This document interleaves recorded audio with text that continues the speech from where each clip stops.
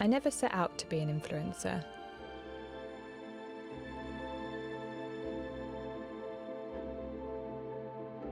I didn't have much of a plan when I started this brand.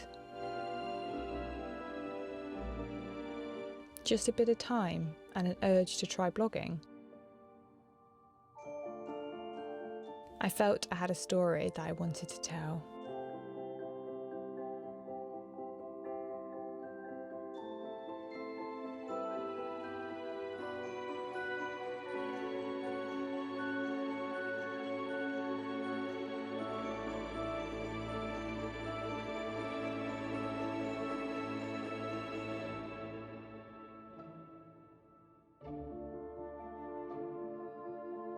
Over time, this grew an audience. I almost fell into the influencer world accidentally. I've taken some time to dwell on what this really means and what responsibility it has.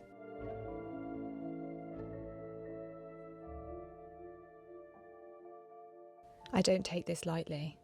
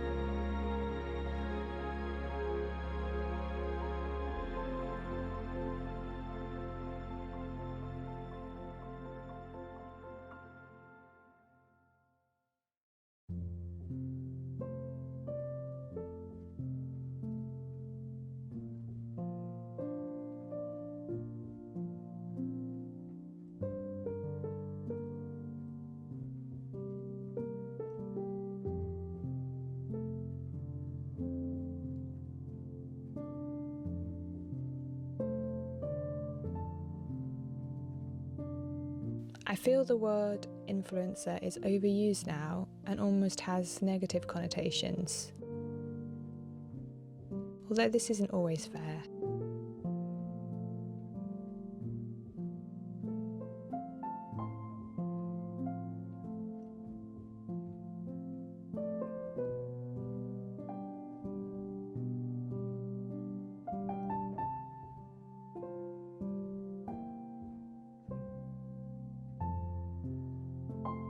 As a minimalist and someone who values authenticity and honesty,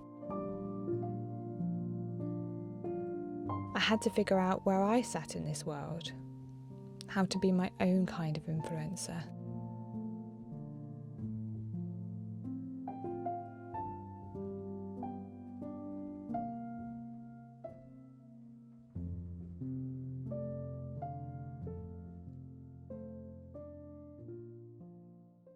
I suppose for me, it really comes back to what I want to be doing with my content, with my YouTube videos or with my newsletter, which if you're not subscribed to, then I'll link that down below. It's something I write every week for you guys.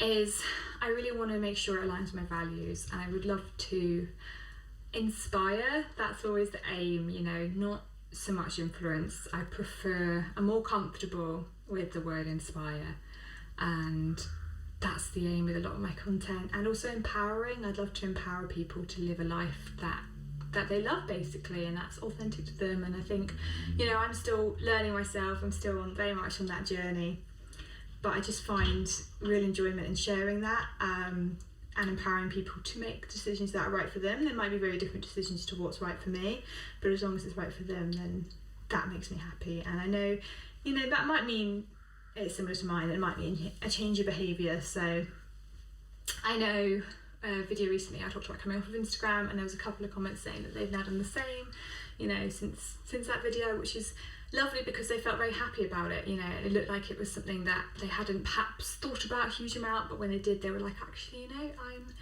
I'm not finding value in this. So that I was very touched by that.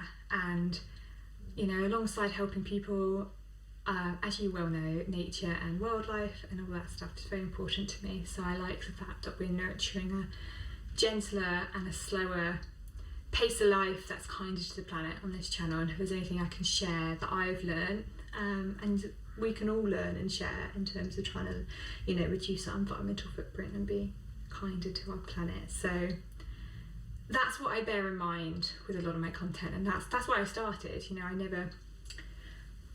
never set out to earn a lot of money or get a huge number of followers. I just wanted to share my story. But now I love it so much.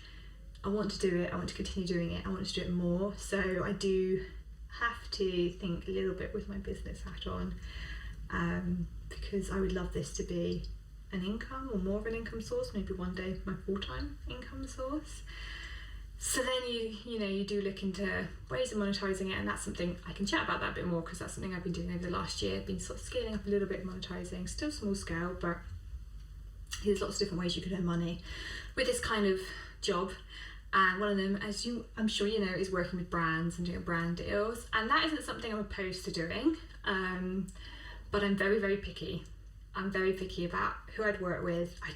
There's so many criteria for me, obviously, about sustainable, ethical, but also something that I genuinely think would add value to my audience, that I would be interested in, because there might be some stuff that's really ethical and sustainable but just doesn't suit it. I mean, from what I know, obviously.